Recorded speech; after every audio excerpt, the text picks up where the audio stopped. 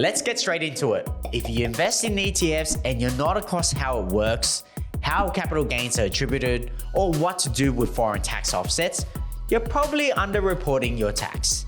And with the ATO cracking down harder on ETF investors, that's a risk you can't afford to take.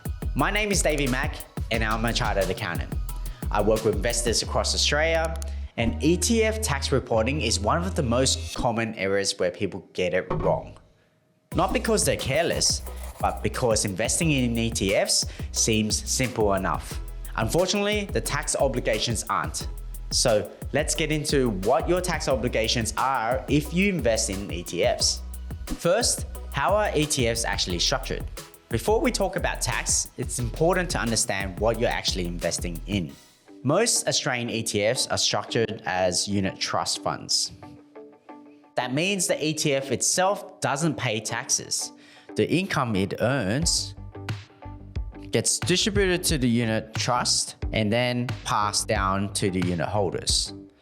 So then the unit holders, as the investors, have to pay the taxes. You're then responsible for reporting that income in your personal income tax returns if you're the unit holder. Sounds simple, right? But as you see in a moment, the types of income that you can receive and how they're taxed aren't always so straightforward. ETFs can hold a wide range of assets like Australian shares, global equities, bonds, or even property trusts. So this means that they can generate quite a few different types of income like dividends, interest income, foreign income, capital gains from selling underlying assets.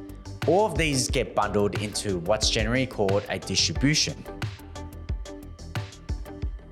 which is paid or attributed to you either quarterly or twice a year. I use the word attributed because many modern ETFs in Australia work under the Attribution Managed Investment Trust, or AMIT regime. Under AMIT, a fund can earn, say, $100 of income, but it might only pay you $90 in cash distributions.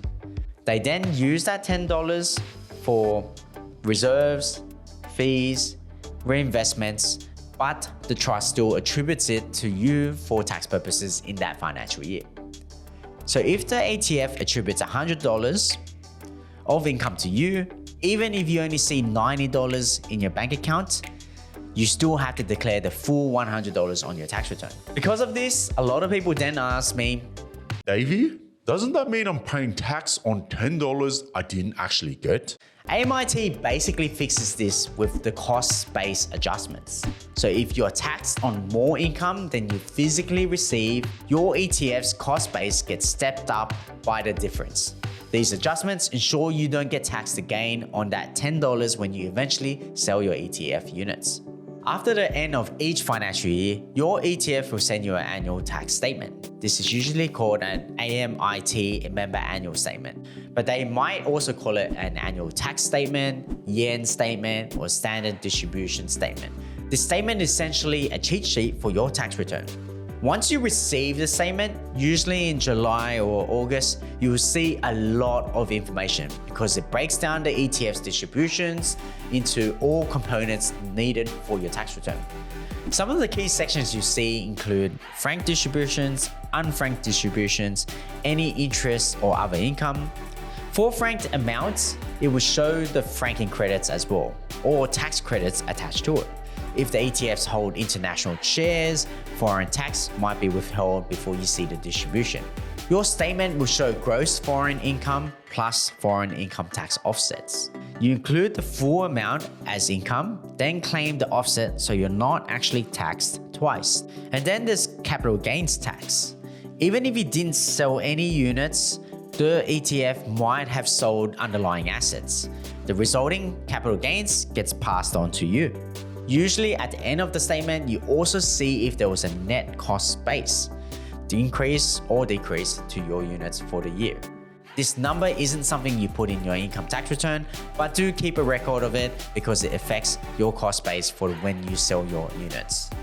Luckily, the statement usually comes with a guide explaining each line and exactly which box on your tax return it belongs to. For example, your statement might say frank distributions from trust, tax return label 13C, share of franking credits, tax return label 13Q, assessable foreign source income 20E, foreign income tax offset 20O, net capital gain 18A. You would then just fill in these amounts in the corresponding sections of your tax return. This can also be already pre-filled in your tax return if the ETF has already reported these amounts to the ATO. If you use a tax agent, give them the statement. If you use MyTax, you'll enter these in the managed funds distributions and capital gains sections accordingly. Aside from the income you get from ETF distributions, you also need to consider capital gains tax when you sell your ETF units. Buying or selling ETF units is just like trading shares, and normal CGT rules apply.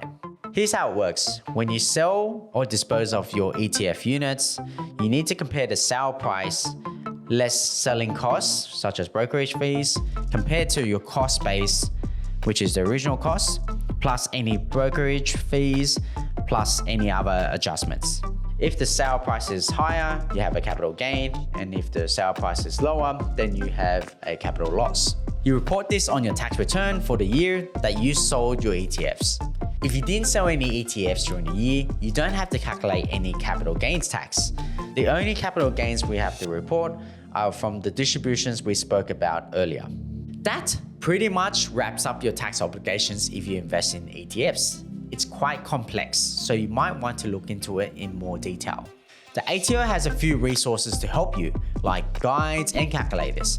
It's actually pretty cool, though quite a few of those ETF providers give you distribution details directly to the ATO. So by mid-August, your MyTax might be partially filled out, but always cross-check with your official statements to ensure it's correct. If you're unsure or your investment portfolio is more complex, then I recommend using a tax agent.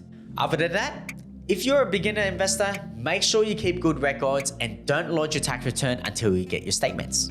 Until next time, see you guys later.